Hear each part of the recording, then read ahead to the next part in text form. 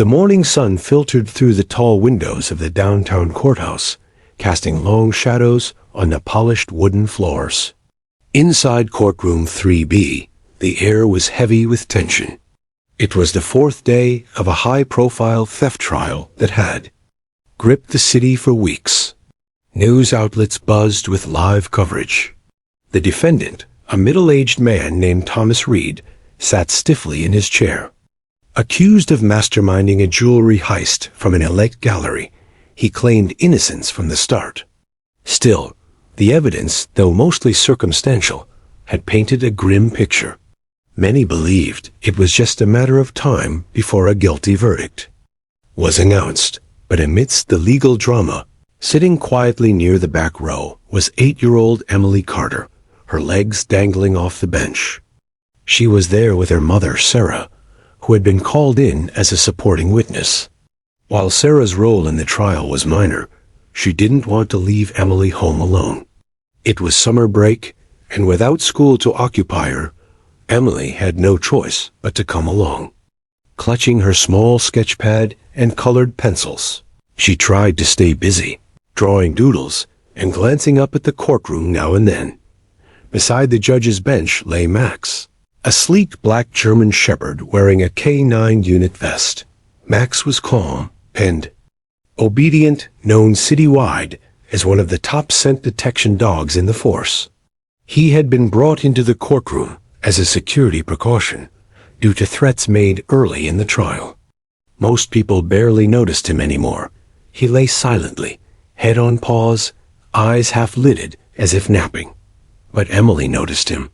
She had always loved dogs, and something about Max made her feel safe. She quietly slid off the bench and approached the rail at the edge of the gallery seating. The bailiff gave her a warning glance, but didn't stop her. Max lifted his head and looked right at her, ears twitching. Emily leaned slightly forward, remembering something her late father used to do.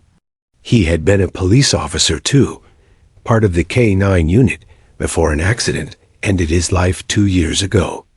Emily was only 6 at the time, but she remembered how he would bring his dog, Rex, home and teach her the little commands he used. They were like magic words that made the dog sit, stand, or sniff. Now, without thinking twice, she whispered one of those phrases, "Find the truth." It was a phrase her father always used in training, his way of signaling Rex to focus and search for hidden objects. Emily didn't expect anything to happen. She just wanted to connect with Max, the way she once connected with her dad's dog. But Max's reaction was immediate and startling.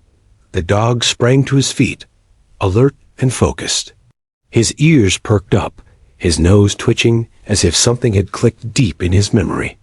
His body stiffened, gaze locked toward the left side of the courtroom, not at the defendant, but toward the bench where the court clerk, Mr. Lawson, sat quietly typing. Whispers broke out as people noticed the sudden change in Max's demeanor. The judge glanced down, eyebrows raised. The bailiff, confused, moved toward Max and gave a low command to sit, but the dog didn't obey. Instead, Max slowly stepped off his spot and walked, nose down, toward the side bench. Is something wrong with the dog? Someone whispered. Emily looked scared. She hadn't meant to cause a scene. Her mother touched her shoulder, trying to pull her back to her seat. But all attention was now on Max, who had stopped beside the court clerk's briefcase and began, arcing short, sharp, and persistent. People rose from their seats. The judge called for order. Security moved in. And in that single innocent moment, what began as a child's quiet gesture turned into a spark that would unravel one of the court's most shocking secrets. The courtroom, once filled with calculated debate and composed legal argument, was now brimming with confusion. Max's sudden movement had pierced the room's formal atmosphere like a siren in a quiet night. The judge's gavel banged sharply. Order in the court. He shouted, but even he couldn't hide his curiosity. The trained police dog, known for remaining perfectly still through hours of hearings, was now pacing, ears alert, tail low, a signal of high alert. Max's handler, Officer Daniels, rushed forward. "What happened?" he asked, turning to the bailiff. "I don't know," the bailiff muttered, glancing toward the small girl. "She said something to the dog," just whispered. All eyes turned to Emily, still standing frozen beside the rail. Her cheeks had flushed with nervousness. She hadn't meant to cause a disruption.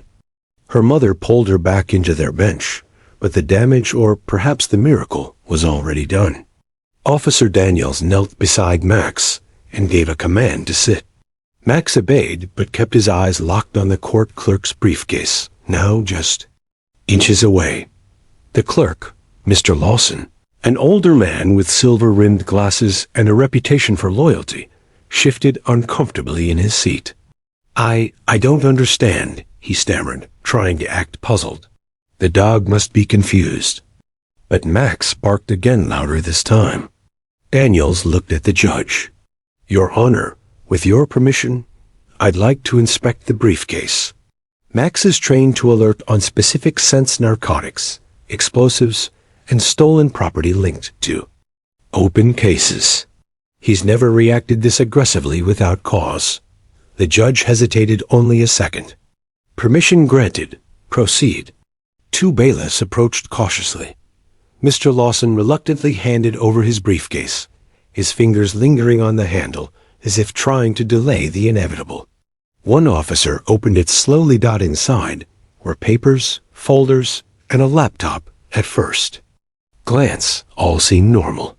But as they dug deeper into a zippered pouch at the bottom, one bailiff pulled out a small velvet pouch. He unwrapped it carefully, revealing glittering diamond pieces, earrings, and a pendant items eerily similar to the ones at the center of the theft trial. Gasps rippled across the room. The prosecutor stood in disbelief. The defense attorney turned to his client, whose mouth hung open. Reporters' pens scratched furiously across their notepads, capturing every second. Mr. Lawson stood now, trembling. "That's not mine," he blurted, his voice cracking.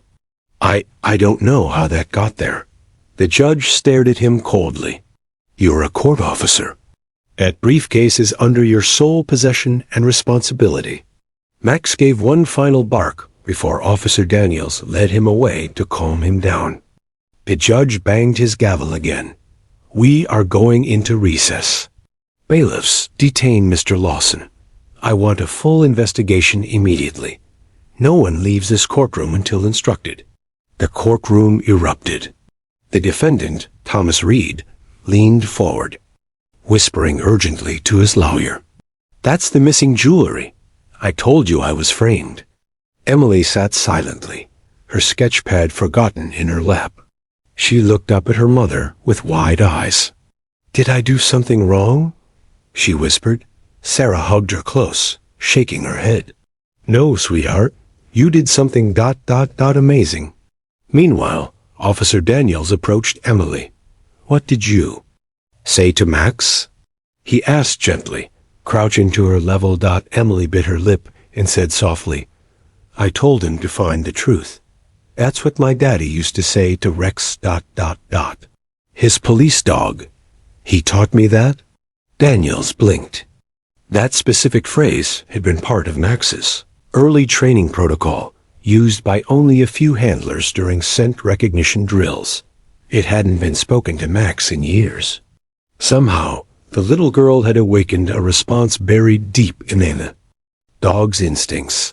The courtroom hadn't just witnessed a disturbance. It had seen the beginning of an unraveling.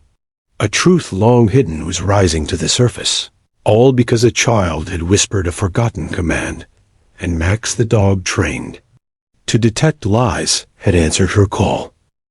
The courtroom had turned from a place of order and process into a cauldron of chaos and curiosity.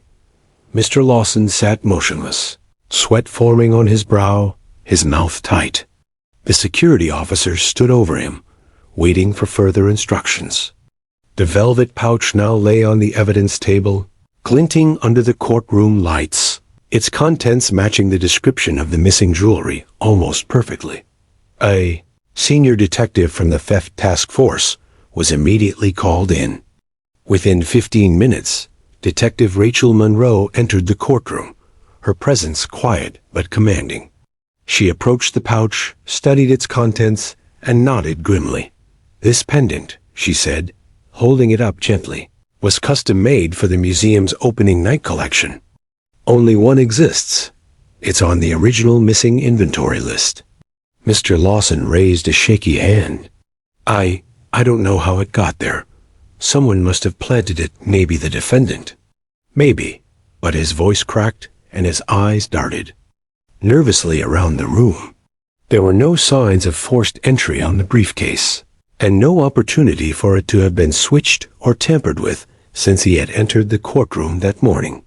In fact, as security footage was reviewed, it showed clearly that Lawson had brought the briefcase from his personal vehicle to the courtroom that day, alone. Meanwhile, young Emily watched quietly from her seat. The attention had slowly shifted. Away from her, but whispers continued to swirl. She just said a phrase to the dog? And it triggered this whole mess? Can a little girl really wake up a K-9 unit like that? Officer Daniels approached the judge privately and requested a brief in-camera session, meaning certain evidence would be discussed away from public view. The judge agreed and called in Daniels, Detective Monroe, and both attorneys. The room was cleared except for these few officials, and Emily and her mother were kept nearby in a private waiting room.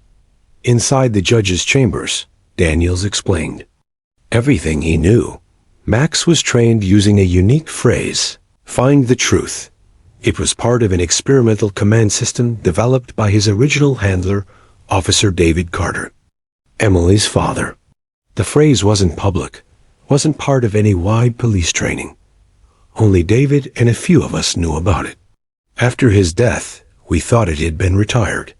The judge leaned back in his chair, absorbing the information. When Emily used that exact phrase, Max responded by identifying the location of the stolen jewelry. "Yes, Your Honor, it's not a coincidence. Max detected something. And the way Lawson reacted only confirms our suspicions."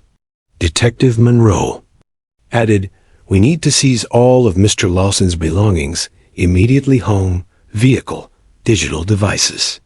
This might be bigger than just one courtroom stunt.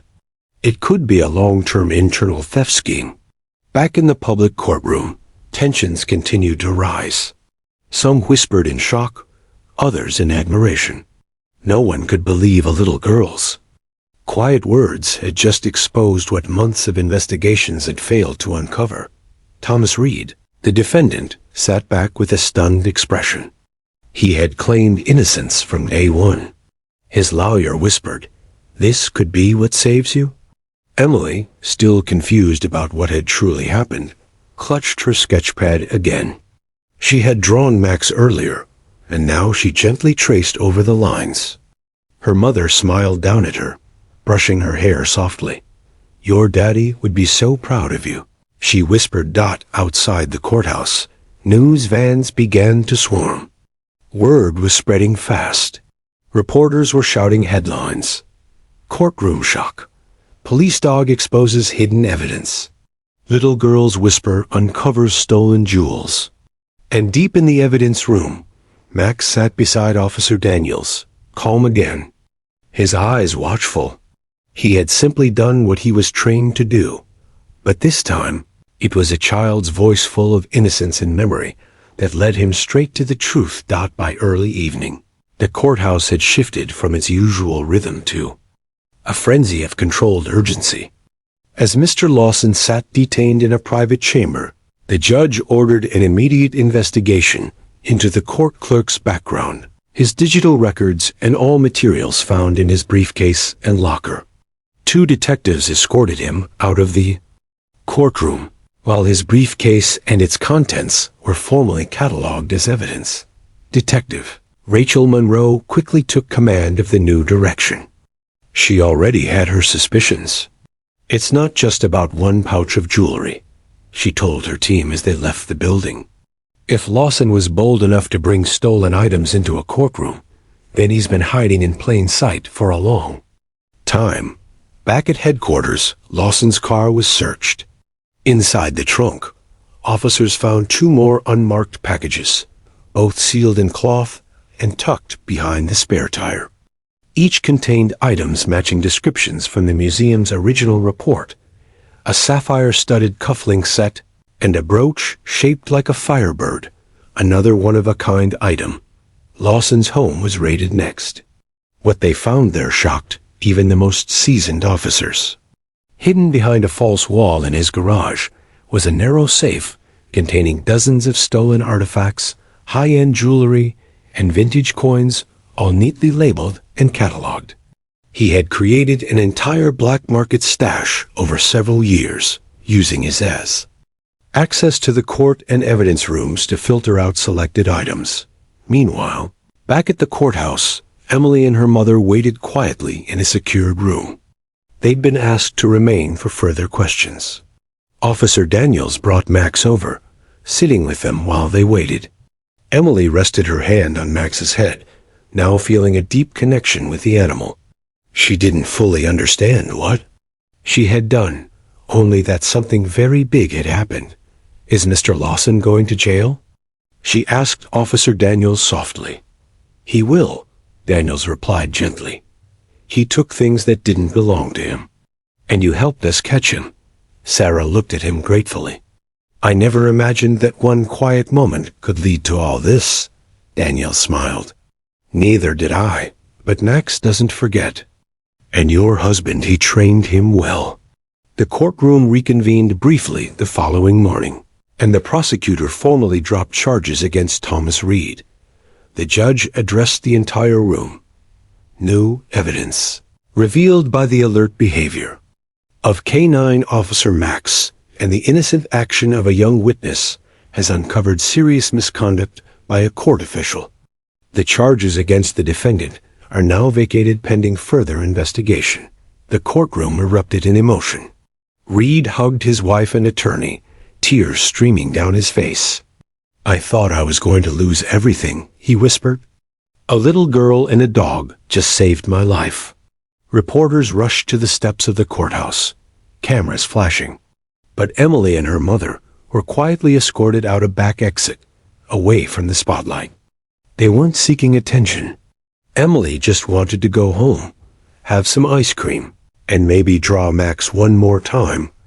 Detective Monroe later told the press, "This case reminds us how sometimes the smallest voices, the simplest moments, and the purest intentions can shake a system and reveal the truth. We all owe Emily and Max a great deal."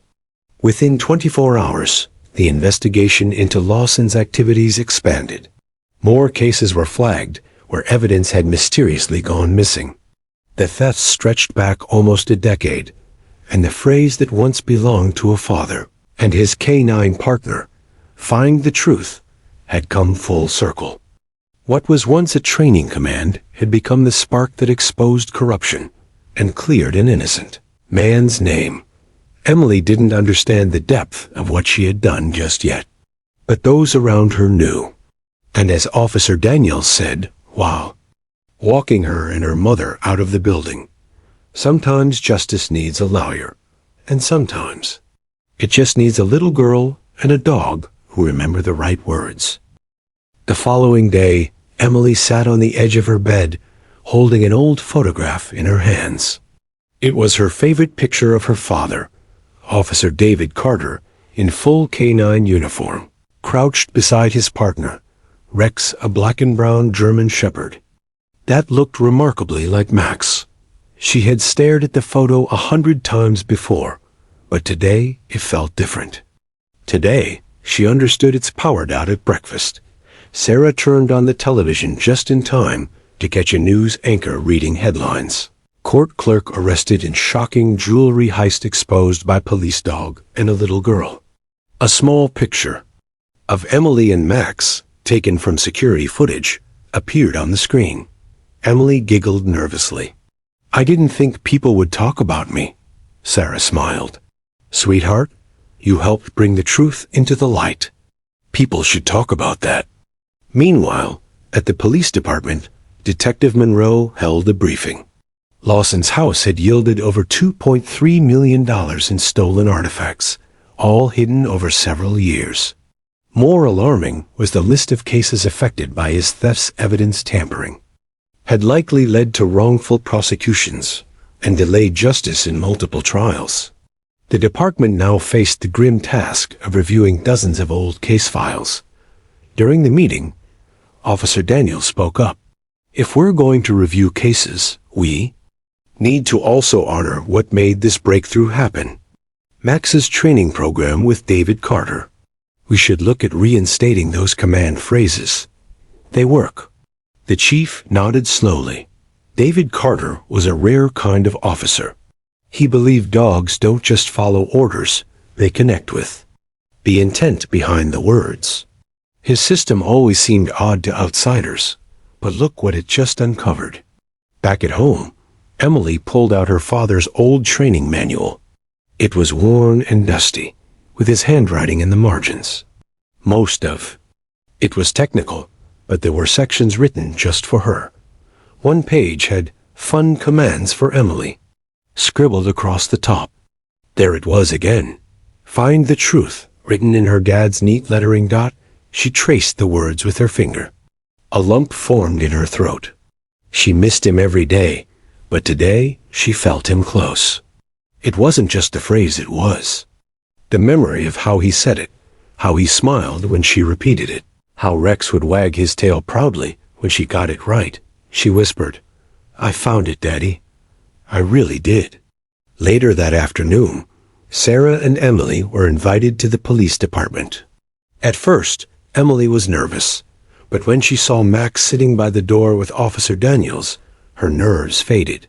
She ran to the dog and hugged him tight. Inside the precinct, a small group of officers and detectives applauded as Emily entered.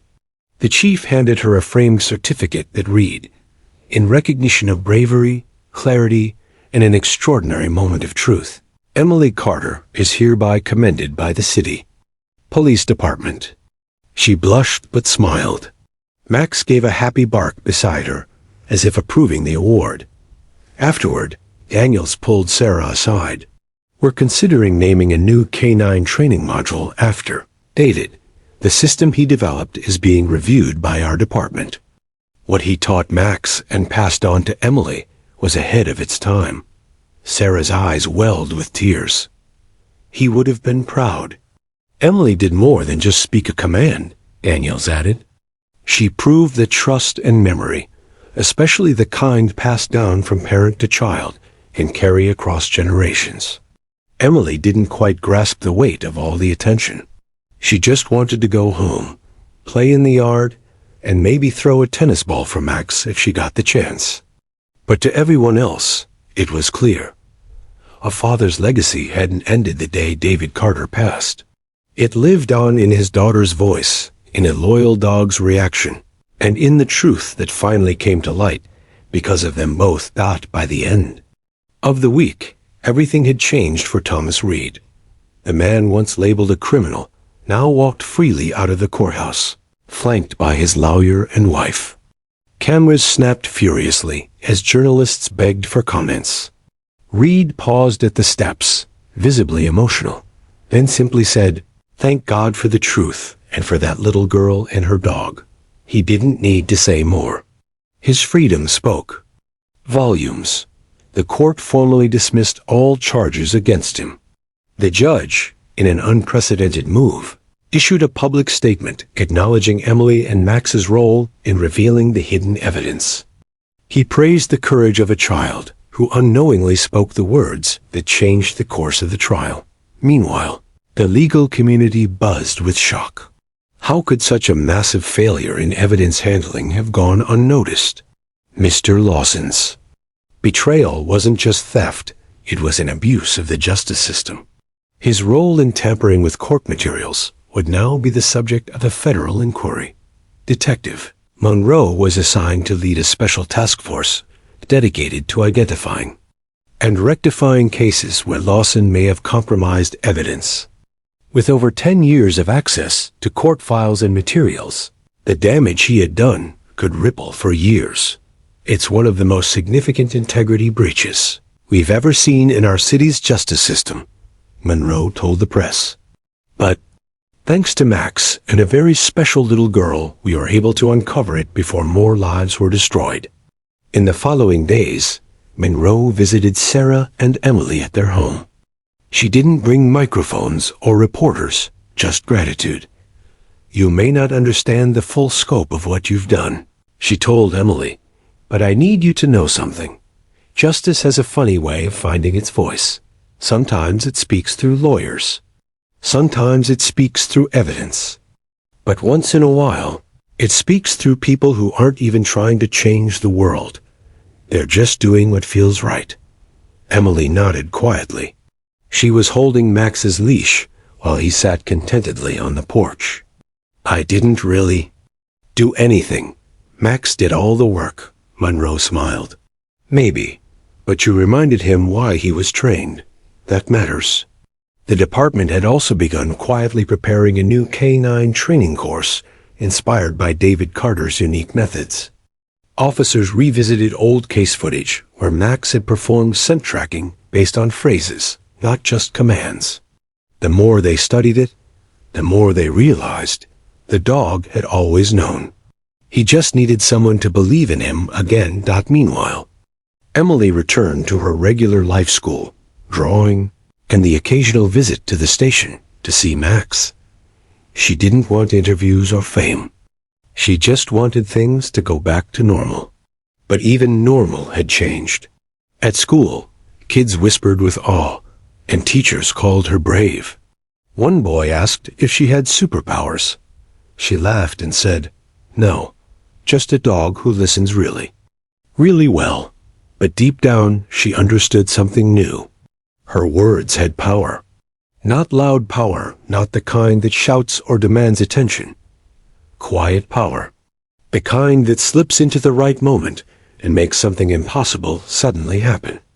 And, for the first time in a long time, Emily didn't feel like just a little girl missing her dad.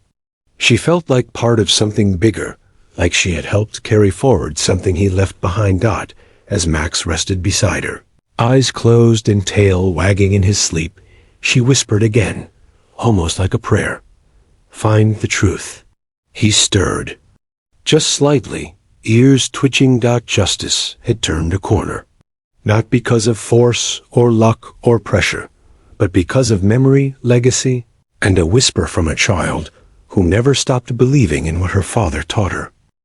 Within days, Emily's quiet courtroom moment became a national sensation. News stations from every major network covered the story. Headlines lit up social media. Little girl's words wake police dog and uncover a courtroom scandal. Hero. K-9 and officer's daughter uncover corruption. Justice found. The whisper that changed everything. Videos of Max alerting beside the briefcase went viral. Commentators praised Emily's innocence and bravery. Talk shows debated the failure of court systems and the emotional weight of what had happened.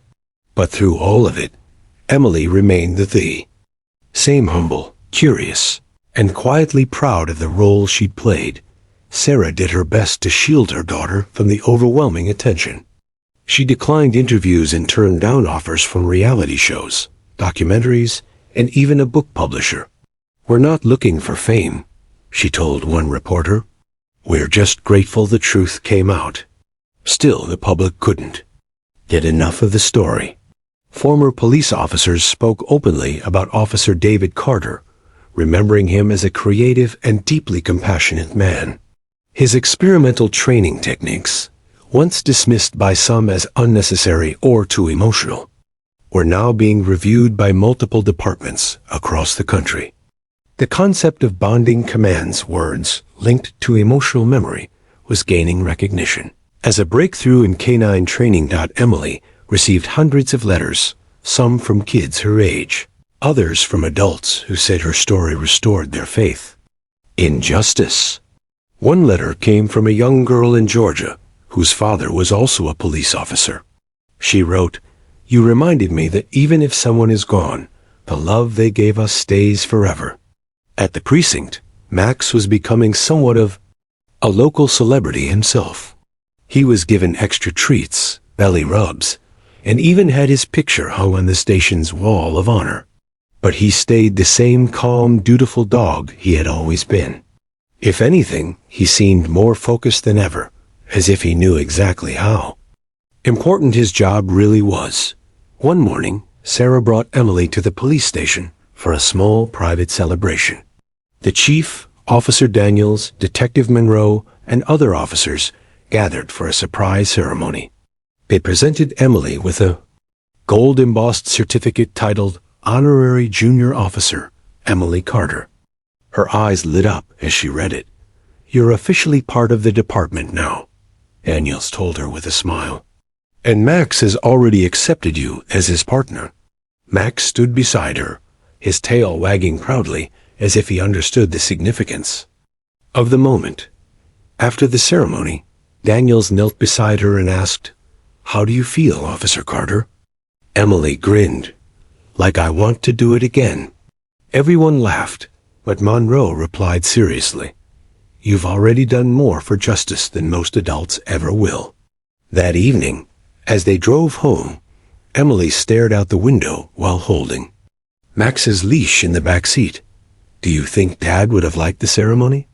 she asked. Sarah looked at her in the rearview mirror and smiled. "He would have loved it. He would have stood in the front row, clapping the loudest." Emily smiled softly. "I think Max remembers him." Sarah nodded. "I think so too." And somewhere between the courthouse and the heart of a child, between the loyal memory of a dog and the voice of a girl who believed in her dad's words, the world had been reminded of something very simple. Justice doesn't always roar. Sometimes it whispers. And when it does, the world listens.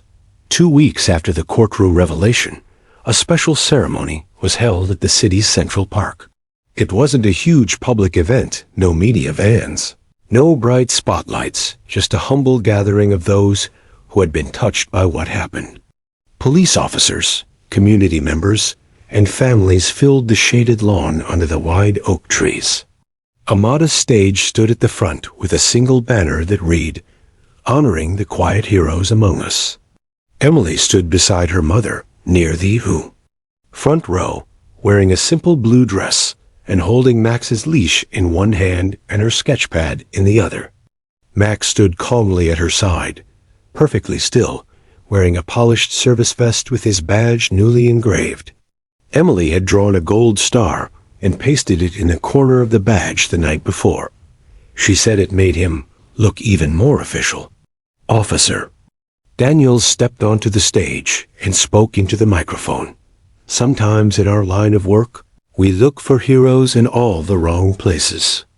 We wait for someone with medals, uniforms, or long resumes. But today, we're reminded that sometimes heroes wear backpacks and pigtails. Sometimes they don't even know they're doing something amazing. They just follow their heart."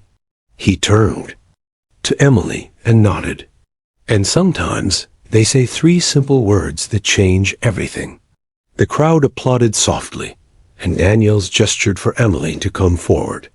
She climbed the steps nervously, Max by her side, while Sarah watched proudly from her seat. "Emily Carter," Daniels continued, "for your innocent courage, for helping us uncover the truth, and for reminding us what justice can really look like, we present you with this." He held up a framed honorary police badge, engraved with her name. "Honorary Officer Emily Carter, in memory of Officer David Carter." A lump formed in Sarah's throat as the crowd stood and applauded.